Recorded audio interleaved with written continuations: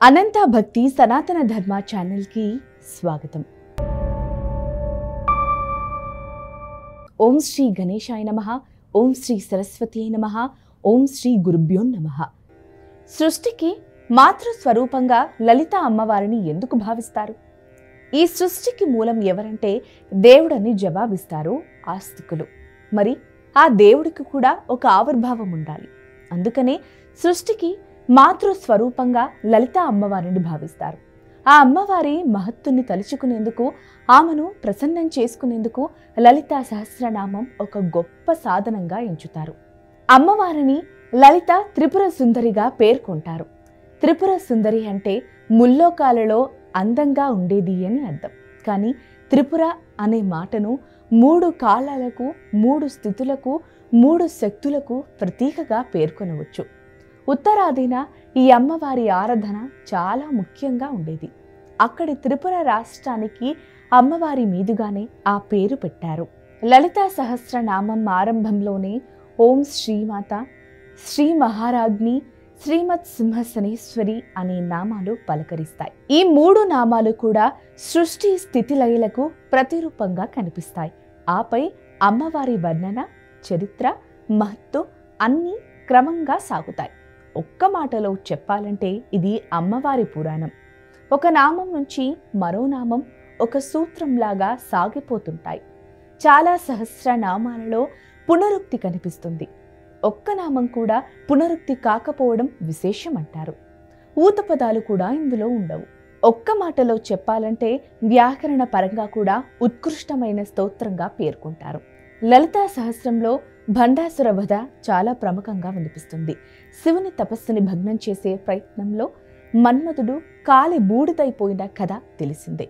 ఆ భస్మం నుంచి వెలువడిన వాడే భండాసురుడు.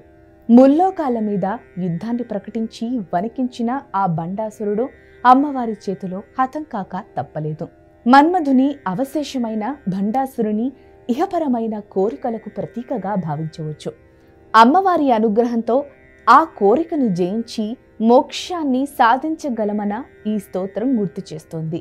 లలితా సహస్రనామాన్ని చదవాలంటే కొందరు ధ్యానం, అంగన్యాసం, కరన్యాసం, పంచపూజ, ఉత్తర భాగాలను కూడా చదువుతారు. కుదరని పక్షంగా కేవలం సహస్రనామ స్తోత్రం వరకు పఠించినా సరిపోతుంది. ఇక హోమంగాను, అర్చనగాను, పారాయణగాను భక్తులు తమ అభిష్టాన్ని అనుసరించి ఈ స్తోత్రాన్ని పఠించగలగడం మరో ప్రత్యేకత. సాధారణంగా ఏదైనా సహస్రనామంలో ఒకే తరహా ఆరాధనకు ప్రాధాన్యత ఉంటుంది. కానీ లలితా సహస్రంలో సగుణ ఆరాధన, నిర్గుణ ఆరాధన, త్రిమూర్తుల ఉపాసన, కుండలిని జాగృతి ఇలా అన్ని రకాల మార్గాలు కనిపిస్తాయి. అమ్మవారిని ప్రసన్నం చేసుకునేందుకు సాక్షాత్తు దేవతలే ఈ సహస్ర నామాలను పఠించేవారట.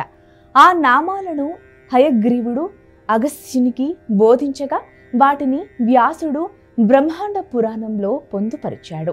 వ్యాసుని మనం ఆది గురువుగా భావిస్తాము. ఇక విష్ణుమూర్తికి జ్ఞాన స్వరూపమే హయగ్రీవుడు. లలితా సహస్రనామం చివరలో శ్రీ లలిత రహస్యనామ సహస్ర స్తోత్రమని పేర్కొంటారు. అంటే దీని అర్థం ఇది అర్హులైన వారికి చెప్పాలన్న అర్థం వస్తుంది. ఇందులో పరమార్థికమైన గూఢార్థాలు చాలా ఉన్నాయని మరో అర్థము వస్తుంది. సాధకులకు, ఉపాసకులకు జ్ఞాన మార్గాన్ని సూచించే అనేకమైన రహస్యాలు ఇందులో ఉన్నాయని అంటారు. అమ్మవారి బీజాక్షరాలు, సృష్టి రహస్యాలు, అష్టవిధులు, 10 మహావిద్యలకు సంబంధించిన జ్ఞానం ఇందులో నిక్షిప్తమై ఉందని ప్రతీతి. ఎంత చెప్పుకున్నా లలితా సహస్రనామ ప్రత్యేకత అంతకంత మిగిలే ఉంటుంది. ఆ ప్రత్యేకత తెలిసినా తెలియకున్నా ఆ నామాలను శ్రద్ధగా పఠించినా విన్నా అమ్మవారి అనుగ్రహం తప్పకుండా లభించి తీరుతుంది. ఓం శ్రీ మాత్రేయే నమః.